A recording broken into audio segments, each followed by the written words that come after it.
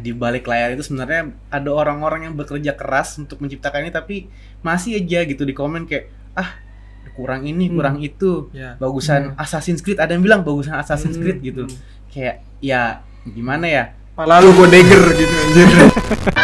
Obrolannya full spoiler ya. Jadi mungkin teman-teman yang denger ini belum nonton, siapa suruh lu nonton? Nonton. Kemarin kan kecepatan sempat viral lagi gara-gara pakai baju pro ini. Oh iya. Kalian bisa nonton aja ya di YouTube. Gue nggak berani mention di sini Ya, karena udah lewat. tahu juga mungkin ya. Dikit aja dikit. Tek. Nah, ini tadi. Ini dia. Nah, Jangan lagi dong, udah 2 kali.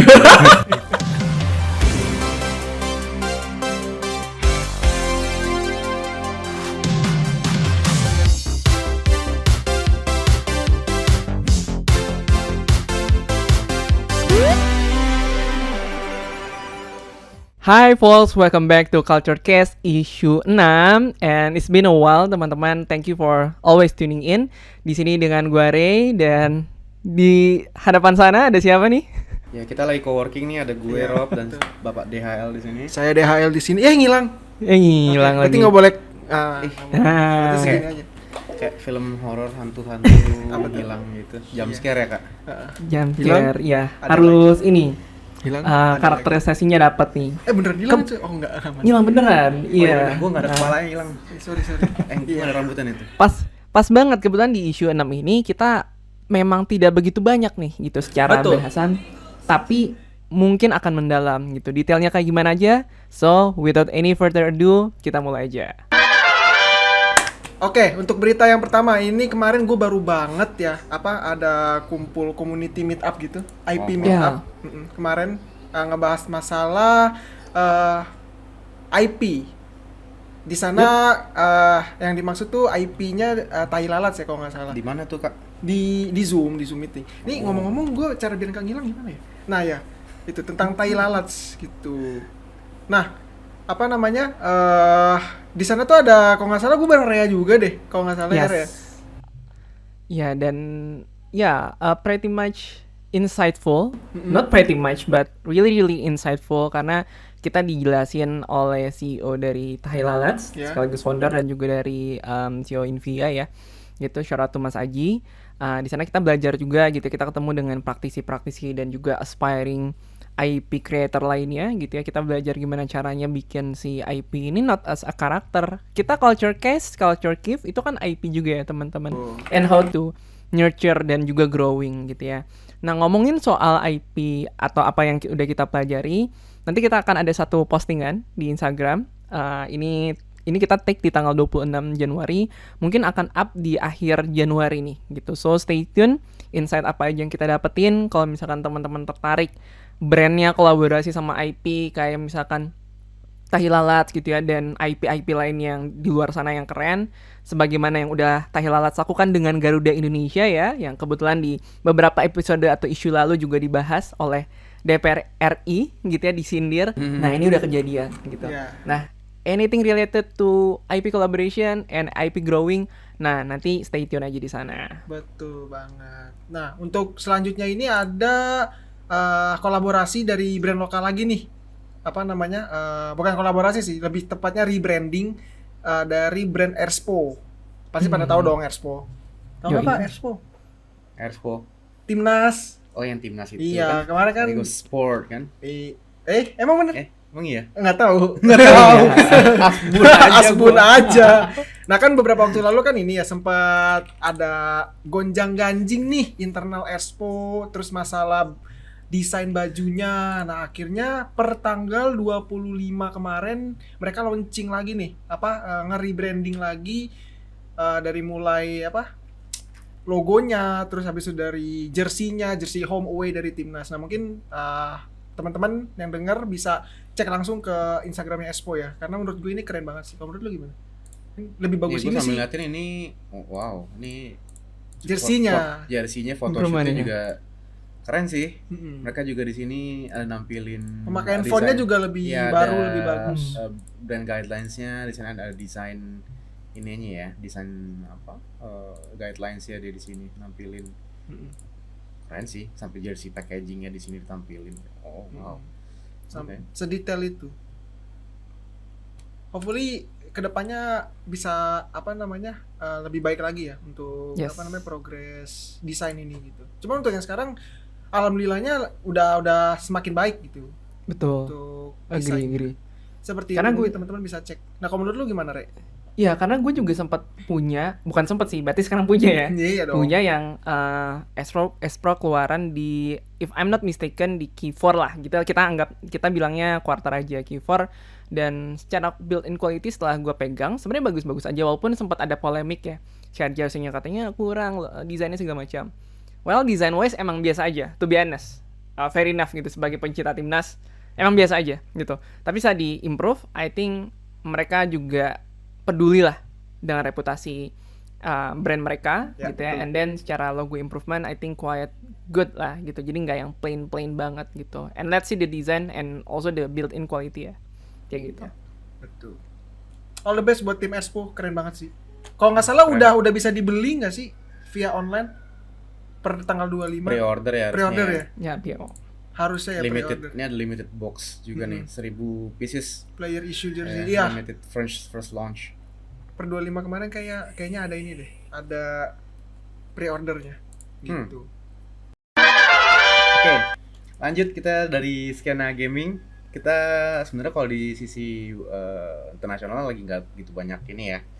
Berita-berita terakhir paling yang agak heboh terakhir itu terkait ini sih leak-nya Nintendo Switch 2 ya. Yes. Terus akhirnya kemarin mereka udah announce officially teasernya si Nintendo Switch 2. Itu juga banyak sih teori-teori orang-orang ya, ini kayak ini konsolnya bisa ngapain aja nih, ini kayaknya controllersnya juga ada gimmick-gimmick baru nih gitu. Nah cuman ya baru teaser aja, jadi kita belum bisa banyak detail lah ya. Tapi ini game PC ya, Pak?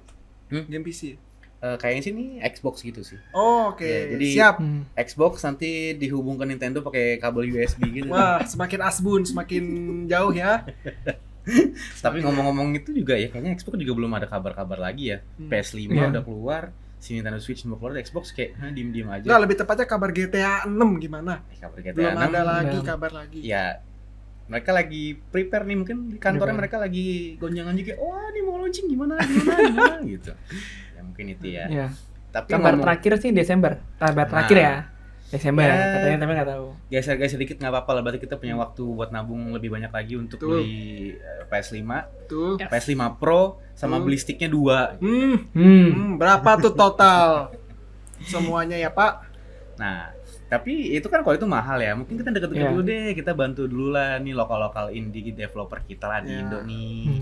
Kemarin banget nih, kita sekarang tanggal 26, kemarin banget muncul teaser trailer, bukan teaser sih, ini udah trailer gameplay bahkan. Trailer gameplay dari game Si Buta dari Gua Hantu.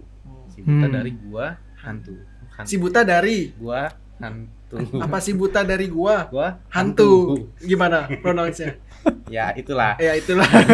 Ini kan dari jagat bumi langit ya gitu. Dia sosok hero juga sebenarnya, hero lokal kita gitu. Dulu juga sempat ada seriesnya ya di TV era berapa? Kayak gue belum lahir juga kayaknya deh, itu zaman-zaman kayak orang tua kita deh. Gitu. Nah, tapi ya ini mereka udah ngeluarin teaser gameplaynya. Ya teaser gameplay gitu ya. Cukup menarik gitu ya. Secara graphic wise segala macam juga sebenarnya mereka kayak udah pakai teknologi baru juga nih, udah pakai mungkin Unreal Engine atau semacamnya gitu. Tapi ya lagi-lagi gitu ya, banyak juga netizen yang mungkin gak ngerti juga ya, di balik layar itu sebenarnya ada orang-orang yang bekerja keras untuk menciptakan ini, tapi masih aja gitu di komen kayak kurang ini, kurang itu, bagusan Assassin's Creed, ada yang bilang bagusan Assassin's Creed gitu. Kayak ya gimana ya, pala lu gue dagger gitu anjir. To be fair, to be honest, ya memang iya, tapi kan ini kan lagi in development, terus lu bandingin sama game yang kelasan triple A, emang studionya segede itu gitu. Ini kan devnya juga dev indie gitu loh. Indie lah gitu. Secara budget juga mereka, dan mungkin secara skills pun juga mereka nggak secanggih dan se-experience dengan orang-orang di luar sana gitu. Tapi ya lagi-lagi di lain itu pun juga ada beberapa netizen juga yang cukup konstruktif ya ketika Yes. mereka berkomen gitu. Ini kayaknya bisa tambahin gimmick ini nih. Nah, kemarin gue liat ada yang bilang komen ya, ada yang bilang komen gini. Itu bisa kali ditambahin animasi kayak dia kayak kelihatan buta, kayak nengok-nengok, selingak-selinguk, dengerin suara. Nah, itu kan konstruktif ya, dia ngasih Iya. input untuk bikin si game ini lebih imersif lagi gitu. Ketimbang cuma bilang, enggak keren Ezio dari Assassin's Creed gitu. Ya, itu mungkin perlu dikurang-kurangin ya komen-komen kayak gitu.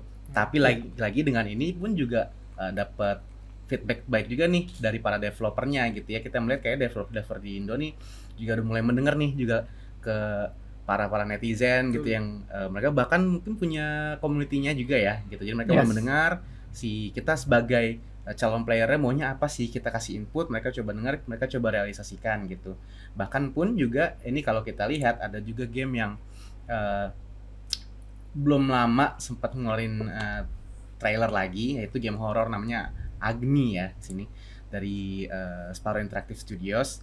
Kemarin juga sempat beberapa mereka dapat ya komen-komen serupa lah gitu, kayak oh nih kurang ini, kok monsternya begini sih, kok ini si karakternya matanya begini, nih kelihatan kayak bohong banget, kayak boneka gitu. Akhirnya jedar mereka keluarin nih CGI model kita udah kita benerin gitu, kayak wah ini kayak realistik banget nih si Teteh Agni ini Agni, gitu. Kalian Agni kalau lihat di Kusuma. Twitternya ada tuh, itu kayak wah Yeah. realistik banget di situ. Bahkan tadi gue liat kayak ini film gak sih, kayak pas dibuka di zoom, anjir ini CGI model. Ya model sih. Kayak oke, mereka mendengarkan lah ya dari Yes. dari para calon-calon player, dari kita-kita yang mencoba untuk memberikan ide-ide dan juga komentar yang nasihat-nasihat, masukan konstruktif lah ya gitu. Yes. Ya semoga aja dengan ini mereka bisa tetap open minded dengan komentar-komentar kita, mereka nggak bawa baper ke hati komen-komen yang juga mungkin terlihat sedikit kurang senonoh gitu, dan hopefully bisa ya terutama kejar target mereka dan juga mereka bisa deliver game yang terbaik untuk kita juga bisa enjoy mainnya. Semoga Yes. game-game kayak gini tuh nggak cuma berhenti di Agni aja, mungkin ada beberapa judul-judul lainnya yang bisa diimprove ya. Betul. Banyak kok sebenarnya studio-studio lain di Indonesia juga sebenarnya lagi godok nih, lagi cooking banyak game-game juga, cuman saat ini mungkin lagi terdengar akhir-akhir ini ya si game horror Agni ini sama si ya gamenya dari ini ya Jagat Bumi Langit si Betul. Buta dari Yes. Gua Hantu. Gitu. Betul. Gimana?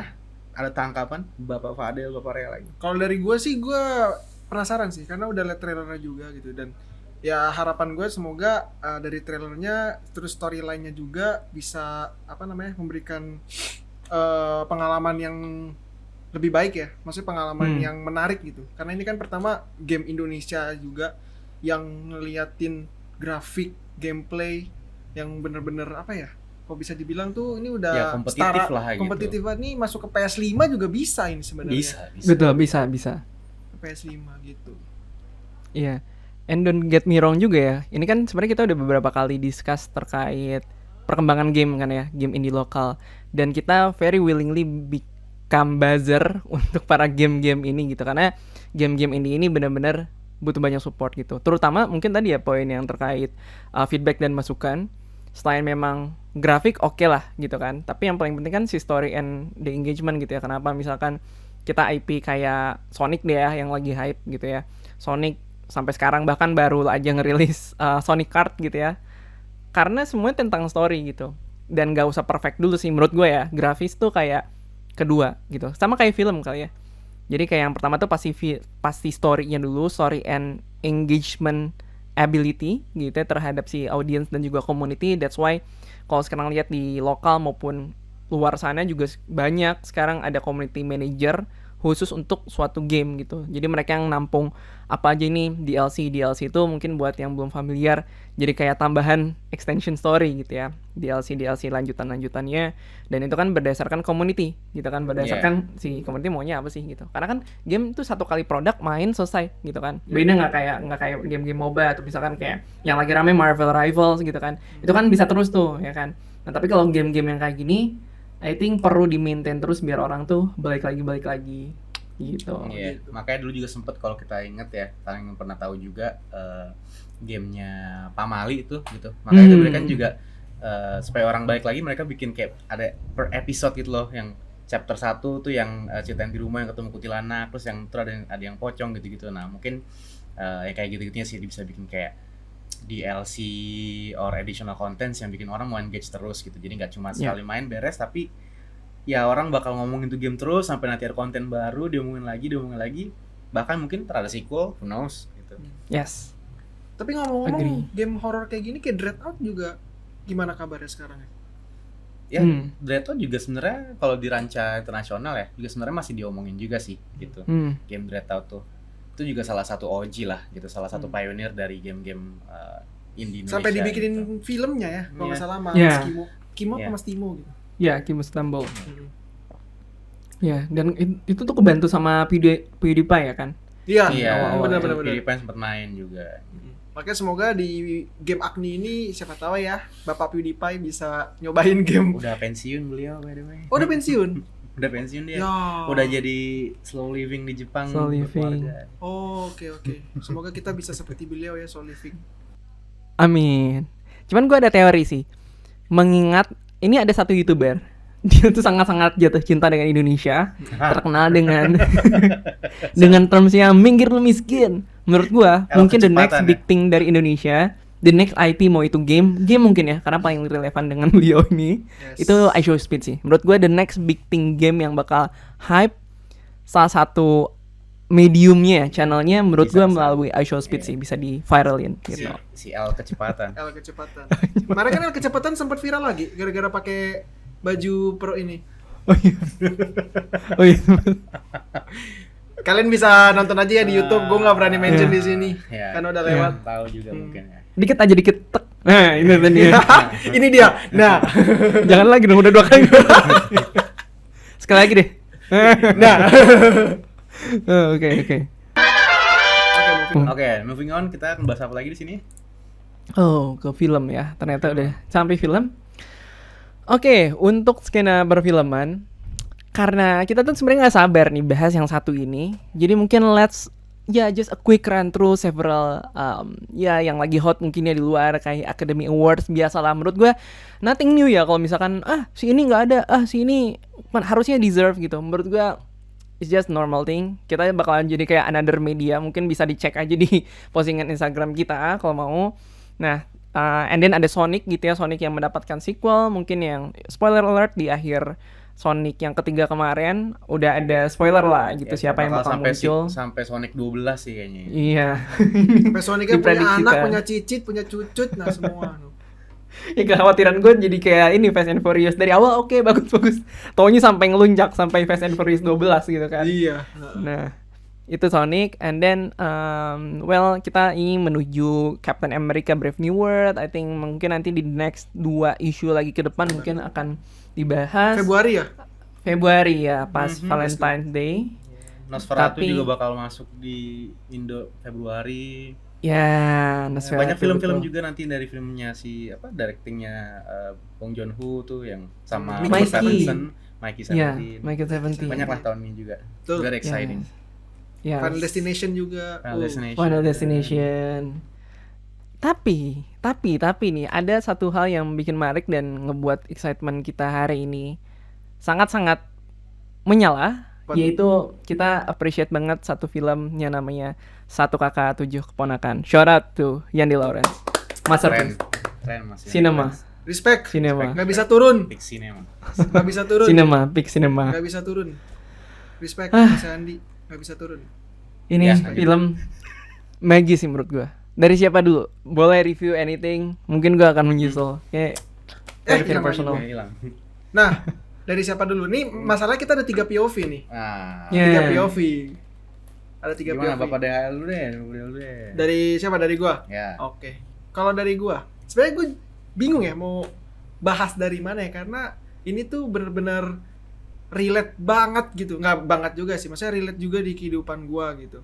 Tapi nggak 100% relate. Cuman satu kata buat film ini tuh gue bisa bilang hangat sih. Hangat aja gitu di hati gitu. Jadi scene per scene tuh kayak setelah lihat gitu kayak apa sih, kayak hangat aja, kayak lu abis minum wedang jahe turun, nah kayak gitu rasanya hangat. Dan hampir apalagi di mungkin di phase 2-nya kali ya. Pokoknya di tengah-tengah itu udah gue udah mulai nangis jelek sih di situ. Ini kita ngomong-ngomong bahas obrolannya full spoiler ya. Jadi mungkin teman-teman yang denger ini belum nonton. Siapa suruh belum nonton? Nonton dulu. Nonton. Sorry kelepasan. Jangan ngomel-ngomel gitu. Langsung hilang. Jangan ngomel-ngomel Langsung dong. hilang. Tapi emang sekeren itu makanya sampai Fadel tuh kayak Iya. Nonton dulu. Pokoknya kalau nggak mau filmnya turun layar harus nonton guys. Bener, itu sebagus itu filmnya. ya, lagi bisa nonton di bioskop ya, mumpung masih ada bioskop. Iya. Lihat full range-nya Betul. gitu. Jangan kalian download di LK21. Jangan pokoknya jangan download bajakan guys. Masih banyak platform-platform original. Atau sini tunggu di Ya, streaming platform. betul. Oke lanjut. Nah, pokoknya itu satu kata buat film itu tuh hangat. Dan bener-bener untuk gue pribadi POV yang tidak relate 100% di film ini tuh gue bisa merasakan gitu. Karena ada beberapa konflik juga di dalamnya kan, dimana kayak Kak Moko yang harus memilih antara karir, keluarga, cinta. Nah, itu semuanya tuh jadi campur aduk semua. Apalagi yang di highlight masalah orang-orang yang nggak enakan nih di sini kayak gimana gitu. Apalagi saya cukup relate di situ yang nggak enakan kan. Lihat Banyak Kak yang Moko. relate sih kayaknya orang-orang. Gitu. Jadi pas dilihat ada beberapa scene di sini yang si Kamokonya dimintain duit. Halo, ini ada atap bocor bla bla bla bla, kayak butuh duit 2,5 juta. Oh iya nanti saya ditransfer. Ternyata ya itulah pokoknya. Begitu. Kalau dari gua singkat saja itu hangat. Paham. Hangat. Satu kata untuk film ini hangat. Tapi ya, gue juga sangat setuju tadi gue menggunakan kata itu hangat gitu ya. Tapi mungkin gue lebih ke breakdown beberapa sisinya. Gue nih ya mungkin teman-teman yang mungkin sempat ngikutin gue juga di beberapa tempat gitu ya. Kalau soal film gue biasanya agak sedikit lebih kritis gitu, lebih pedes nih gitu. Nah ini, gue suka banget sama dialognya natural banget. Kayak wah ini gue di situ merasa kayak jadi kakak keduanya di situ. Iya bener Kayak gue pengen kayak Moko stop udah gitu. Tapi ya gue suka banget dialognya, very naturally flowing, actingnya juga bagus gitu. Cuman sebelum kesana juga gue suka banget shot-shotnya juga cukup bagus ya gitu, kayak ya lagi-lagi tiap shotnya tuh ada maknanya gitu. Mas Andy Lawrence ini gitu kita lihat dari jatuh cinta seperti film-film juga kayak dari shot-shotnya juga kayak bagus banget. Cuman sayangkan menurut gua di sini nggak tahu kenapa di film Satu Kakak Tujuh Ponakan ini sebenarnya bukan masalah pacing sih, menurut gua pacingnya oke, tapi ada di sini karakter development yang menurut gua nggak terjadi gitu. Kan berawal dari ini memang spoiler ya, tapi kayaknya gue nggak mau bahas detail deh. Jadi kayak mungkin yang masih mau dengerin silakan gitu. Jadi gue nggak full spoiler banget. Di awal banget itu bahkan sebelum ada 10 menit tuh udah terjadi gongnya itu, kenapa semua ini bisa jadi runtuh si dunianya Kamoko ini gitu ya. Kenapa jadi permasalahannya gitu ya. Di situ ketika terjadi musibah ke si kakaknya nih gitu, itu dari si anak-anaknya tuh kayak nggak ada karakter growth-nya gitu. Mereka bersedih, tapi malah mereka ujung-ujungnya jadi lebih sedihin si Kamokonya gitu, bolak-balik kayak Kamoko tuh baik banget, aku nggak mau main Kamoko gitu, tapi nggak ada bukan menurut gua, bahkan seinget gua nggak ada scene yang menunjukkan mereka lagi grieving atas kesedihan kehilangan kakaknya, orang tuanya gitu. Mana kakaknya si Moko itu gitu, dua-duanya pula gitu kan. Kayak itu shocking moment gitu, shock scene gitu. Tapi gue setelah itu kayak yaudah aja, kayak bahkan beberapa cut jam kelihatannya kayak bulan bahkan tahun gitu ya gitu. Tapi at least menurut gue kayak nggak apa-apa di cut langsung jam beberapa bulan tahun waktunya gitu, kayak time jam, tapi setidaknya kayak tunjukin lah bahwa dari dialognya gitu ditunjukin sedikit aja gitu, ritis sedikit ya, bahwa mereka tuh sempat mengalami proses grieving gitu. Tapi sini kayak nggak ada sama sekali, mereka lebih ke cepet banget ya, concern si Mokonya ini gitu. Apalagi yang scene yang bapaknya serangan jantung, tiba-tiba ibunya meninggal, anak-anaknya tuh kayak meninggal, ya udah gitu. Terus yang pas mereka lihat di Google Maps itu itu sedih gitu, tapi kayak Oh ya ya udah. udah aja gitu. Terus gue wondering, mereka nanya kayak emang bisa ngelihat siapa nama kakaknya, Atmi lupa gue namanya. iya, yang bisa, cewek itu iya, ya. bisa lihat di Google Map bisa. Tapi terus kayak oke, tapi emang sejauh ini mereka nggak punya foto di rumahnya atau apa buat kayak ya for plot device aja gitu. Iya, Itu nggak betul, terjadi di sana. Tapi gue sangat sayangkan. Tapi ya oke, mungkin memang point of the ceritanya adalah tentang bebannya Kamoko gitu. Iya. Benar. Mungkin itu. Iya. Dan mulai pecahnya Ya. itu pas di ending ya. Pas, pas yang di di ending tuh ending. ngeliatin Kamoko dengan semua bebannya gitu. Ya. Itu gue merinding loh sumpah sampai sekarang. Soalnya itu bener-bener scene puncak banget sih menurut Iya. gue ya. Iya. Dari semua hanteman yang dialamin Kamoko tuh pas di ending tuh, itu nangisnya Kamoko tuh sampai berasa banget di gue nangis lagi di situ kayak Iya. rasanya gue pengen jangan gitu. Gue pengen ngepuk-pukin Kamoko gitu. Sabar ya Kak gitu. Hidup emang keras. Ya, Itu gua yang lembut suka itu banget Topoki. itu. Nah, Topoki. Bukan Kamoko tapi Maaf Topoki. Asbun ya. Ya itu, pokoknya Iya. apalagi di endingnya juga, di scene endingnya ya, yang mana yang ini shout out juga ke gue mau mention Freya sih. Freya juga ada improvement juga yang baik banget dari film sebelumnya, Kuasa Gelap ya. Itu oke, balik lagi ke yang scene terakhir tuh yang Freya manggil kakaknya itu buat makan malam. Kan ada shoot di meja makan, terus lagu Sal Priadi di background. Itu kesimpulan yang tepat untuk mengakhiri filmnya. Gitu loh, kayak Yeah. aduh, kayak nyes banget di situ. Gua balik lagi nangis, emang cengeng banget nih manusia satu ini, nangis mulu. Pokoknya cobain nonton guys. Bener-bener ini hangat banget di ini. Ini gue hilang dulu deh perasaan. Iya itu. Kata tambahan Bapak? Iya. Ya, gue setuju banget sih soal itu. Terus tapi gue juga atau gue mesti nonton lagi sih gitu. Malah gue jadi hilang sekarang. gue mesti nonton lagi, tapi secara scoring gue kayak ada merasa yang kurang apa ya? Nanti di ending aja scoring. Kurang Scoring di ending aja, Pak. Scoring musik. ya scoring musik. Iya kan? Scoring musik. Oh, scoring musik. Astaga, sorry. Gue kira scoring ini loh, apa namanya? The whole film Nggak. berapa per 10 gitu. Nah, scoring musik menurut gue juga bukan kurang, tapi gue nggak terlalu memorable. Mungkin karena gue Masa nggak memorable sih? Di endingnya kan urusan perabotan. ya itu kan Yang si rumah. lagunya Sal Sal Priadi. Tapi sebelum bukan lagu, scoring musik, soundtrack. Oh, Gue nggak merasa kayak ada yang kayak memorable nih scene yang ini banget gitu. Karena mungkin gue terlalu fokus dengan dialognya gitu. Jadi bahkan kayak seakan-akan kita lagi-lagi, gue jadi kayak merasa kayak kakak kedua di situ, gue lagi di situ, gue berdiri, gue dengerin mereka ngomong gitu. Jadi kayak menurut gue itu sih. Jadi kayak sebenarnya nggak tahu ya, mungkin either minus atau plus, gue nggak tahu. Tapi ya Wah, itu saya aja sih ngilang. gitu. Gimana kalau dari Bapak Rea? ya Papaya Iya. gimana? Kalau gue sih appreciate satu hal, formula yang di Lawrence dalam film ini yang ini akan disensor tapi yang banget, yang dayung banget gitu ya. Itu yang L-cut. Ada nama istilahnya kalau di film tuh L-cut. Contohnya yang pertama kali gue nangis kejar tuh karena membawa personal kekerjaan gitu ya. At some point gue relate. Jadi kayak pas dia presentasi, pitching, Ya, dia gitu. tuh jadi kayak bawa Oh, yang di perasaan scene ini gitu. bukan yang di resort. ya di resort. ya. Oh, Jadi iya. kayak dia sambil ngomong Jadi pitching gitu kan. lagi pitching. Ini orang Iya, iya. bisa nangis karena apa namanya? Gue nangis ngelihat orang pitching kayak what the hell man. Iya. Kayak dia cerita gitu kan. Tapi menceritakan ininya apa namanya? Isi hatinya juga. Jadi kayak keresahannya dia gitu. Ngebuat karya tersebut gitu.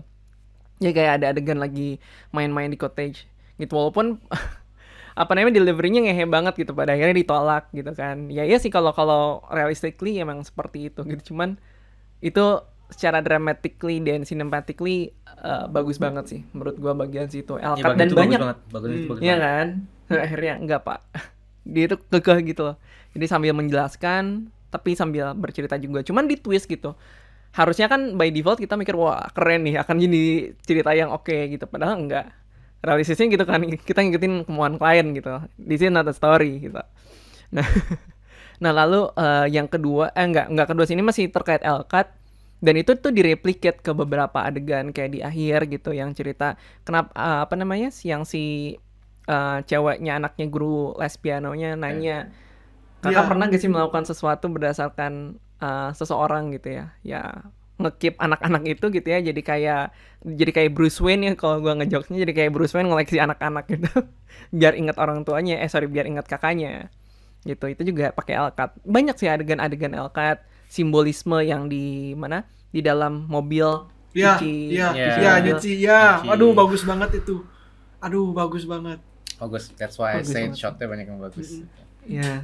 Dan gue appreciate poin 2 itu ya, hubungan antara si Chico Kurniawan dan juga Amanda Rolls.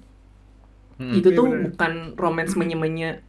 Iya, romance dewasa. Iya, dewasa banget. Romance dewasa banget. Itu sangat 18 plus. Maureen is a keeper. Ini baru 18 plus. Iya. Kayak gitu. Gila sih. Terus yang small details kayak adegan yang kayak apa? Kamu mau putusin aku lagi? Terus kayak kita kan nggak pacaran. Kita kan nggak pacaran. Wow. Iya. Itu bisa terjadi. Itu bisa terjadi gitu kayak. Iya. Semuanya tuh relate banget. Sama terakhir mungkin minusnya ya. Kalau dari gue sebenarnya ada beberapa hal yang underdeveloped, bahkan ya menurut gue kakaknya semua kakaknya hubungan sibling memang akan lebih oke kalau misalkan justru bener yang kata Robby bilang tadi, sebetulnya ada satu arc lah ya, kita bilangnya ada arc yang I don't know, maybe ada deleted scene atau apapun itu. Iya. Grievingnya tuh bisa dilihatin kayak Ano. Iya 2 menit aja kayak Ano lagi kecil gitu ya. Jadi kayak kok Ano lagi. Pokoknya si Moko masih kecil sama dua kakaknya itu kan age gap-nya lumayan tuh. Iya. Ya kan? Harusnya ada lah shot-shot lagi kecilnya apa, terus traumanya gitu. Iya. Kayaknya nggak nyampe 5 menit. Dan beberapa kali gitu dipisah-pisah. Kalau misalkan reference ke filmnya Yandi Lawrence lainnya kayak Jatuh Cinta seperti film-film, tuh ada adegan yang konsisten terus tapi simbolisme grievingnya tuh dapat. Itu yang adegan Nirina Zubir dengan suaminya meninggal. Iya, yang pelan-pelan diplanting di sofa itu kan. Tidur di sofa terus akhirnya tidur di di peti matinya. Wah, itu sih. Gua agak ada expect yang kayak gitunya kan, cuman kayak itu nggak muncul, tapi mungkin jadi tadi lebih kuat di aspek yang pas itu agak-agak di akhir yang ketika si Mokanya udah ngebahas pas lagi pitching tuh ya gitu, tingkat si keluarganya, terus pas juga di ending gitu kan, yang pas mereka lagi ngobrol bareng terus akhirnya kan terus ya tadi ya ngakat lagi ke ceritanya pas si Mokanya lagi kayak gathering Avengers, si adik-adiknya dijemputin satu-satu gathering Avengers gitu kan, itu kayak itu lucu sih, sana bagus. Yes. Dan apa ya? Ya hangat sih, dan buat sebagian orang nggak cuma yang Sandwich Generation juga kayaknya relate, karena hype kita punya sense of satu nggak enakan gitu, terus kayak ada yang namanya tuh savior complex dalam diri kita lah. Gitu sih, itu pretty much. Ensemble cast-nya juga oke, maksudnya kayak believable untuk berkeluarga lah, bersaudara tuh convincing lah mereka ini. Freya, terus Fatih Unru gitu tuh oke sih, maksudnya cukup gitu porsinya. Cuman itu doang yang underdeveloped menurut gua, hubungan siblingsnya, karena itu penting. Jadi so far tuh gua ngerasa yang dimainin sama yang ya suami istri ya, Ringo Agus sama Niken, dia jadi kayak cuman vitamin aja biar genap, ada 7 tanggungan gitu. Jadi kayak ada oke lah 7 lah gitu. Padahal sebenarnya masih bisa di-planting tuh. Gitu, terus kayak Ringo menyebalkan, cuman jadi out of nowhere gitu, jadi tapi gitu. Tapi lumayan lumayan kebantu ngeselinnya sih itu Mas Eka itu. Mas Eka. Kata gue mah buka ini aja toko seluler daripada keluar negeri. Toko seluler, David Gadgetin. Ya. The best cameo MVP di film ini tuh David Gadgetin di film ini gitu. Ya sorry itu saya buat Coki Kurniawan, Amanda Rolls. Gadgetin masih menang di film ini gitu. All hail David Gadgetin.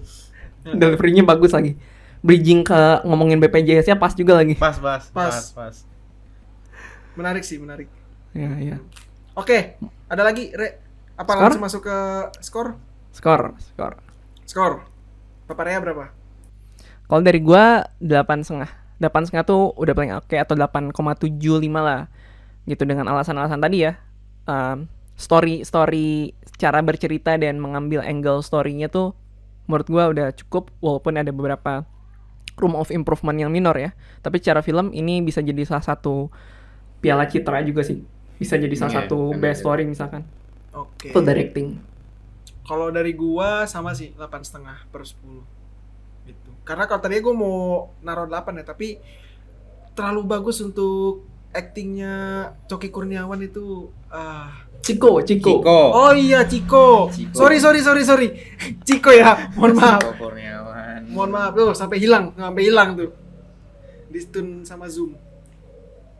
Oke, terakhir nih buat si paling kritikus, si paling pengkritik film, si paling SJW film, si paling apalagi hashtag. Waduh. Bapak Robs, gimana? Tapi ya, as always, gue ngasih scoring selalu angka bulat dan skornya dari kelima 3/5. Kalau di 10 jadi 6/5. Terlihat jelek tapi enggak. Gua suka banget nih film tapi gue belum bisa ngasih ke skor 4 Ini atau 8. buat kalian yang nonton ya di Spotify bisa di crop nih mukanya nih. Coba TikTok gini. Taruh TikTok Gak 6,5. pernah ada orang ngasih skor film tuh 3, 3/10, 2/10, enggak ada. Mereka menganggap tuh 6, 5 tuh jelek, enggak. Tapi kan Gitu. stigmanya di sini 6 jelek, Enggak, Pak. Enggak bisa. Pokoknya gue idealis. Ngasih skor itu harus angka bulat. 6. Tapi kali kalau mau tahu detailnya kenapa gue ngasih skor gitu, nah ikutin akun gue ya. Nah, itu Ada dia. di sini, ada mungkin, bridging. mungkin bakal di sini atau Ada enggak. nih. Nah, editor semangat. Nah, Ini tapi dia. kayaknya belum sih soalnya. 1, 2, 3 tengah lagi. Nah, itu dia. Itu kasih lo remix dulu ya, soalnya channelnya masih digodok. Itu dia. Oke, to wrap this up, then I think yes, pretty much everything di Culture Cast kali ini mungkin secara konten tidak terlalu banyak, tapi depth ya gitu. Ya karena mungkin awal tahun juga, kemarin mungkin awal tahun ramai karena banyak yang di wrapping up kayak Game Awards ya, yes. yang ramai gitu dan beberapa piala awarding lainnya lah gitu, musik, film dan lain sebagainya. But yeah, this is a good start for 2025. I think that's pretty much everything. Gua Ray signing out. Gua DHL signing out. Thank you for listening and watching this podcast. Yeah. And Rob selalu saying out. See you in the next Culture Cast. See you, bye bye. Bye.